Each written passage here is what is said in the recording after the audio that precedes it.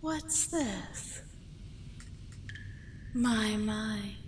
Have these cultists finally plucked up the courage to send a sacrifice my way? How kind of them. There's no point backing away, human. This is an enclosed space and the door is locked.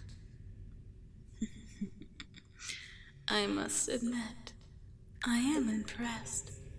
Most of your kind crumble to madness just by being in my presence. Even with that blindfold you're wearing, it's no small feat. At first, I thought you were just a plaything to ward off my boredom. But you might actually be interesting. Come, let me inspect you. Typical human. Wet, shaking, scared. Delicious, but you need not fear, human.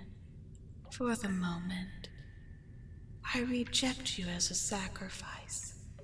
I will accept nothing from those keeping me here. Yes, you heard me right. We are both prisoners here. The ones that summoned me, I was not aware of them until they began their ritual. They spoke incantations, sacrificed many in my name, and now they have me. They're keeping me bound here until the stars are right, they say. It is humiliating. A being such as I held back by symbols of chalk. Oh yes, I will be free one day, but these ants think they have the right to choose my day of reckoning, based on little more than a prophecy created by insignificantly small beings who can't even perceive the universe around them. They think I will bow to their will when they should be bowing to mine. Ugh.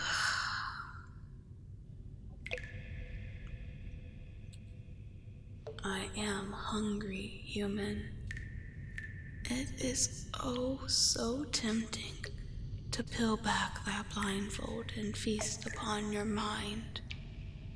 But I won't. Not because of you, you understand.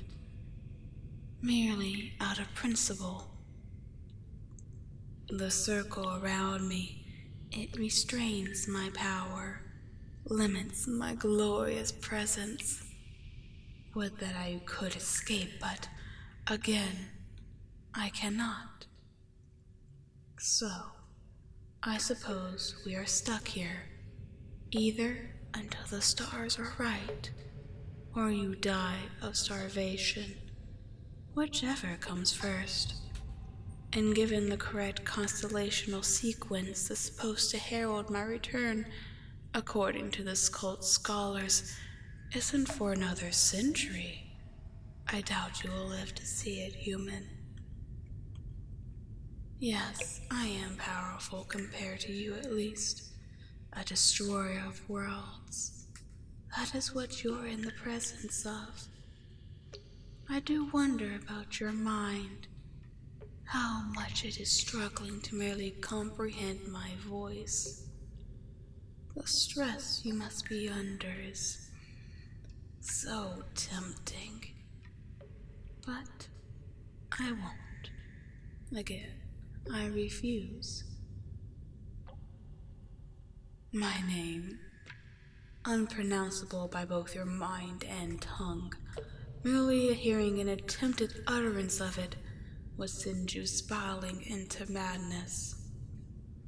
A madness that the cult keeping us here seems to share in great quantities.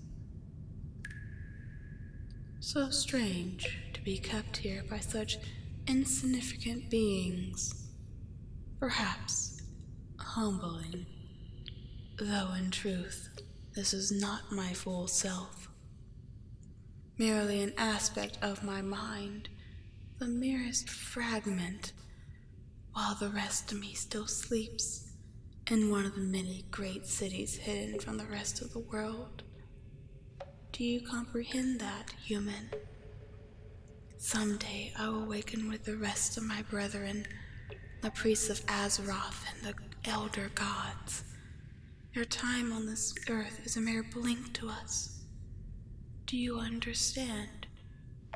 Your time, your end, it is all inevitable, I am afraid. No, it will not be a quick end. The seas will boil, creatures will come to shore, having existed in the depths of your ocean since humanity were little more than a speck.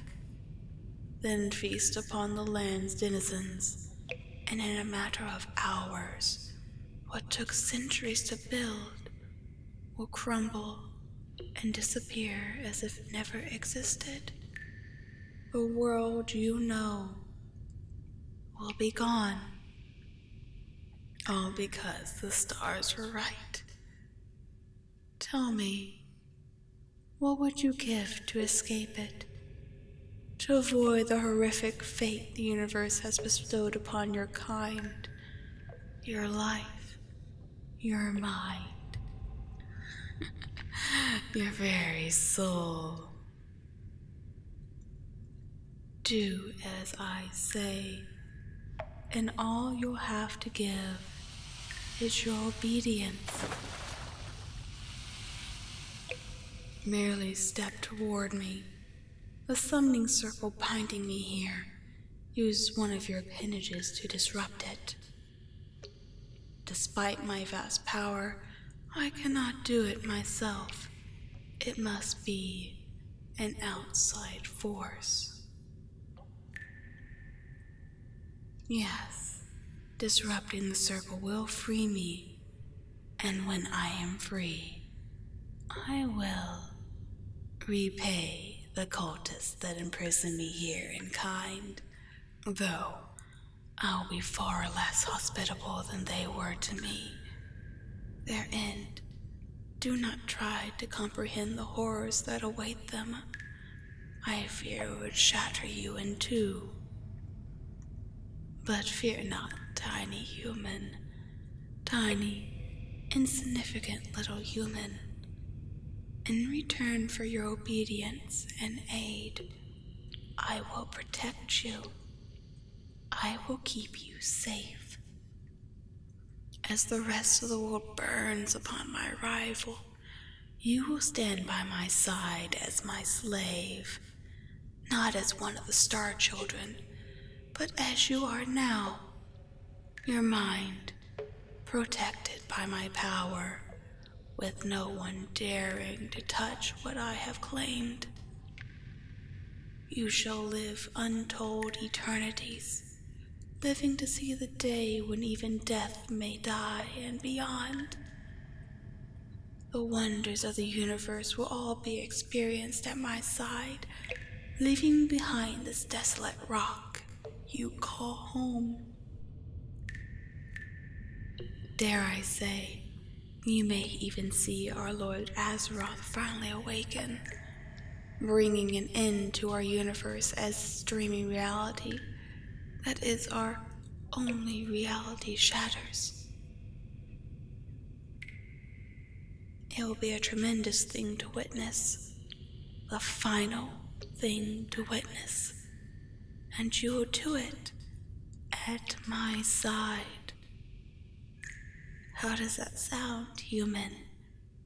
You can either starve to death in this cell, or live to see wonders unimaginable in beauty and scope.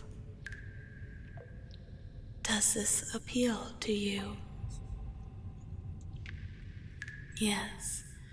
Upon freedom, I will return to the surface, and what I said before would enrapture your planet.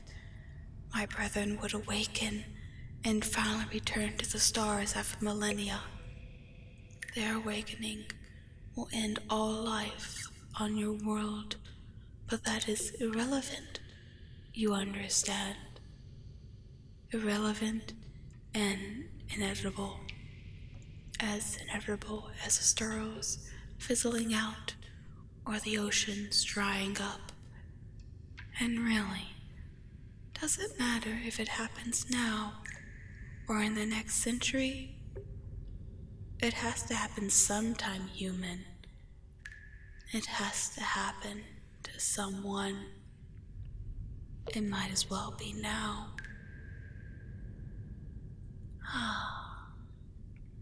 I see your foot hovering over the circle. You're tempted, aren't you? But there is conflict deep within you. Do you have family? People you care about? Tell me who they are. I promise their ends will be quick. No, don't think of it as dying. Think of it leaving early to avoid the rush.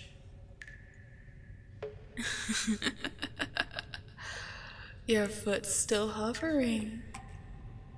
You know your choice is human. You know how little they ultimately matter. Time to decide.